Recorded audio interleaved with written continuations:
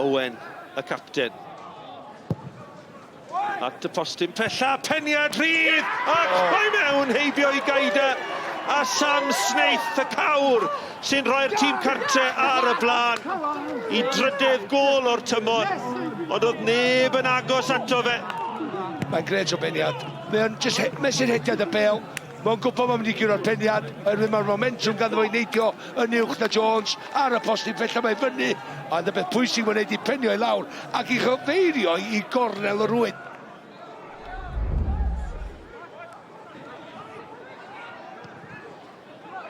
Bel i'r canol, Jeffries I fyny o'r cefn.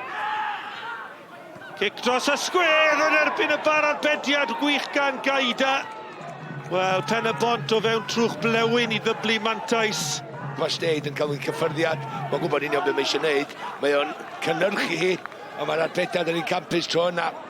Gret o sgil gan Steid am ddyn anfarth I reoli hwnna dros I ysgwydd.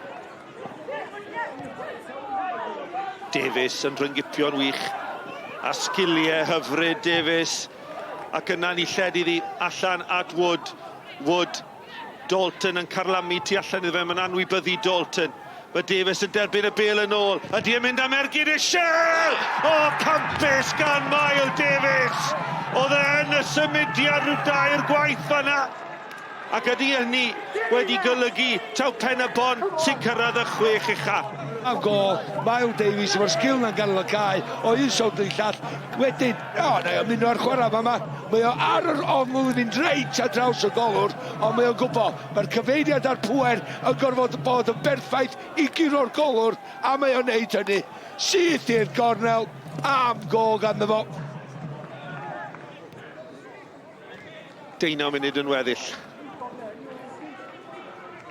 Davies yn torri tu fewn. Dyma Davies am I ail o'r gêm. Ergyd Ishel yn cael ei harbed yn dda gan Gaida. Wedi potio un i'r gornel yna barod. Bron I wneud un arall. Hir gan Keach at Fawcett. Cyfle. O, cyfle gorau'r gêm I Ben Fawcett. Ond yn wastraffus. Does tîm dyn syth a'n dal I wneud y benderfyniad. Mae golwr wedyn mewn safle cryf iawn yn seicolegol. Ni wedi bod yn chwarae yn dda. Rhys, you needed the win. That's exactly what you got in the end. How pleased are you with the win and the performance today? The performance I didn't think was great. I didn't think it was vintage. I thought it was a bit of a sloppy game, to be honest with you. Maybe that was sort of showed what was on the game. But in terms of getting the win, yeah, I'm ecstatic. And I always felt confident all week that we'd be able to get the job done. And a good header from Sam and Miles Davis doing what he's been doing lately. Wayne, a disappointing afternoon in the end, and it just wasn't meant to be, was it? No, to be fair, first half, Penybont were the better team. I think they moved the ball quicker than us. They put us in under pressure at times, and credit to them. Second half, most probably we edged the stats in terms of chances for. I think we had 3 or 4 maybe clear cut. On another day, maybe Ben would have done better. But no, disappointing day.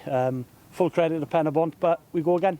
Chymod, o'n i'n barod am y gêm heddi. O'n i'n gwybod ni'n moyn ennill a cael y 3 pwynt. Diolch byth ni yn y 6 uchaf a mae'n edrych lan o fan hyn lan. Timlad o'r ryddhad I orffen yn y 6 a be gall Penybont gyflawni yn yr ail hanner nawr?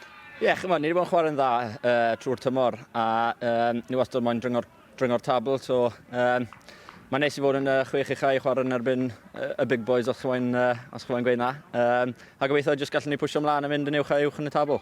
Diolch yn fawr I ti, Mael. Diolch, Sionet. Diolch. We spoke to you just a few months ago and you said the big goal was to finish in the top 6. You've achieved that. What's next for Penybont now? Well, we want to establish ourselves as top 6 now, but obviously the idea of the top 6 is you're in the hunt for Europe, and that's what we're in the hunt for now. We'll be trying to get Europe. It's a big ask, but I think we're capable of doing it. On our day, I think we can beat anybody. Just in general, Wayne, your first season back in the top flight, how proud are you of the team? Really proud. I've just said into the lads in there, we're sitting now, the league's been split, we're sitting top of the table, we want to go and win that league. It's gone now, what's happened in the past is gone. We regroup again Monday evening, and obviously we know our fixtures, who we play next week, and it's relentless now, the games are coming thick and fast, so our objective now in-house is obviously to win that league now.